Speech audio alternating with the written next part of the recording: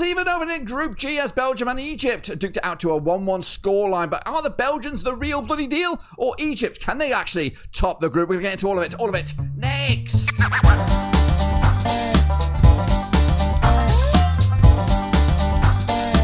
That's right, folks, back once again with another video. Today we take a look at the Group G encounter, of course, between Belgium and Egypt.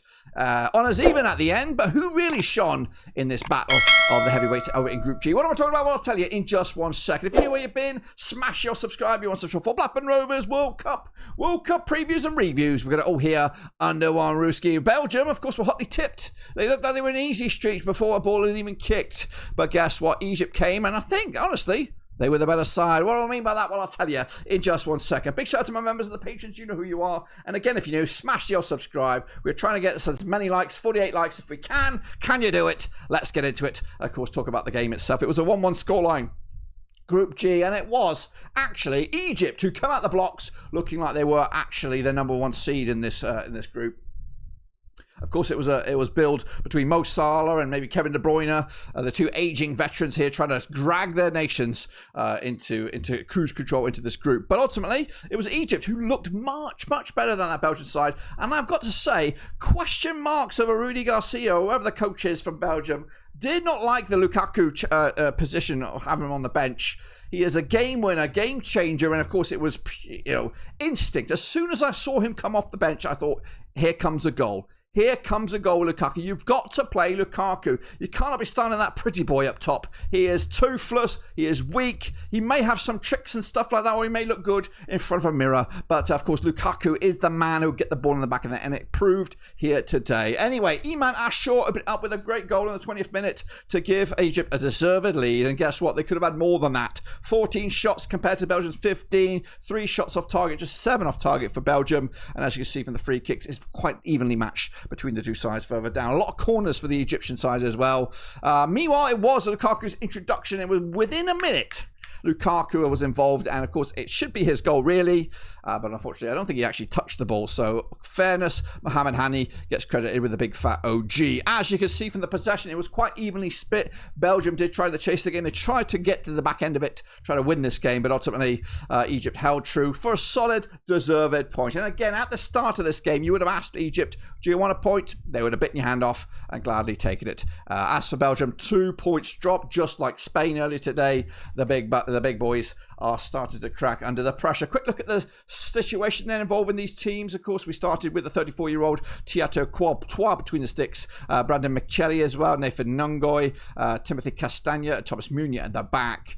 Not the best back line you would imagine. Amadou Unana in midfield, Yuri Tillmans alongside him, Kevin De Bruyne as well alongside Jeremy Doku and Leonardo Trossard, and Charles Di Kakalaki, of course, from the books of Atalanta, who I don't rate at the moment. I've not seen anything that's going to get me all excited about him. Meanwhile, as the opposition, Umar Shubir between the sticks for Egypt, Yassim Ibrahim, Hamed Fatih, Ahmed Fatoui, Mohamed Ramhani as well, with Mohamed Lashin, Maran Atanya, Iman Ashur, Mustafa Siko, Mo Salah and Umar Mamouche up top. Look at the valuations, completely dwarfed. 258 million euros for that of Belgium, just 90 million for that of Egypt. Let's take a look at the subs, of course. They were a key part of this team as well. 25 million just for that bench for Egypt. Of course, a lot of homegrown or home-based players there. As for Belgium, 261 million on the bench, including the likes of Maxim de Cupier, Nicolas Raskin, Hans Vanaken, Romelu Lukaku, and Matias Fernando Pardo, all coming on, but not that much effect for those guys. As for the subs for Egypt, likes of Rami Rabia, Karim Hafiz, we also had Ibrahim Abdel, Sizo, and Hazim Abdelfaran. That's right. As for the performances, take a look at it. Take a bloody bow. That's right. 6.88 on average for your Belgians. As for Egypt, 6.78 for their performances. Goalkeeper for the Egyptians was a 7.4, 7.8 for Iman Ashur. Of course, Mo Salah, not the best performance with a 6.9, but with an assist to his name. Ain't too shabby. As for the Belgians, 7.1 for Trossard, 7.4 for McKelly, 7.7 for Castagna on the left-hand side. He looked like he got the man of the match.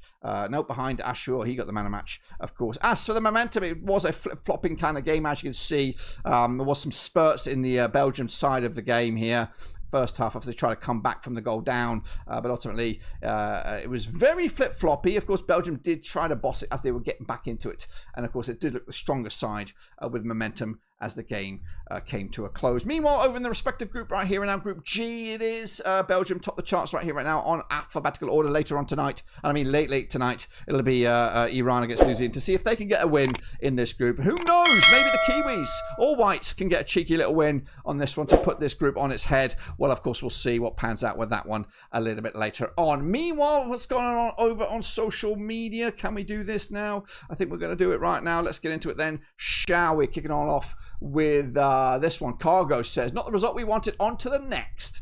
Saintini City says this was clearly Lukaku's goal. He touched the ball before the Egyptian defender. FIFA may change who the goal was awarded to. As for the rest of the team, they look awful. The defense was wretched, and CDK isn't a number 9 and never will be. I just said that. Meanwhile, Vladimir Petrovic said everything must improve significantly. Some players underperformed. Many duels were lost. Defensive mistakes and inefficiency in attack. There's still a lot of work. Meanwhile, Bruxo said 2 awful teams that will only be strolling through the World Cup. 2 insignificant pieces of trash. That was his comments, not mine. Meanwhile, James Walker says, aka Butterpants7, I missed the 2022 Belgium. Meanwhile, Real Talk says, solid contest, no losers in effort, just a share of the sports. Jorge said, draw after draw after draw at this World Cup. This is the most level group stage I can remember. The gap between the big names and the rest has generally collapsed. Meanwhile, Belgium isn't going far in this tournament playing like that. And Hadat Jamal says, Belgium saved the point, but only thanks to an Egypt own goal. Could not score themselves in 90 minutes. That says it all. What about you guys then? What did you say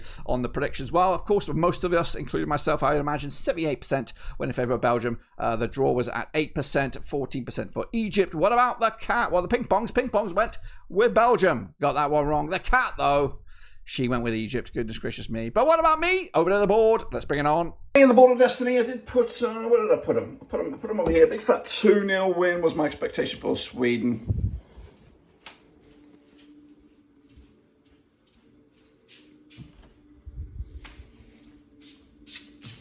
And all that's left now is to add in that big fat 5-1 win for the Swed here and now. Congrats.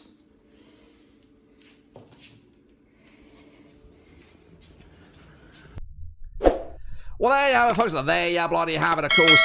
So, on us even over in Group G between Belgium and Egypt, are these two nations realistic contenders to win the group, or will we see someone else? Maybe Iran, Team Melli, or maybe the Kiwis breaking into the top spot. Well, we'll take a look at it, of course, when that pans out. But until then, subscribe, smash the like, wherever you are in the world. But until then, we're done.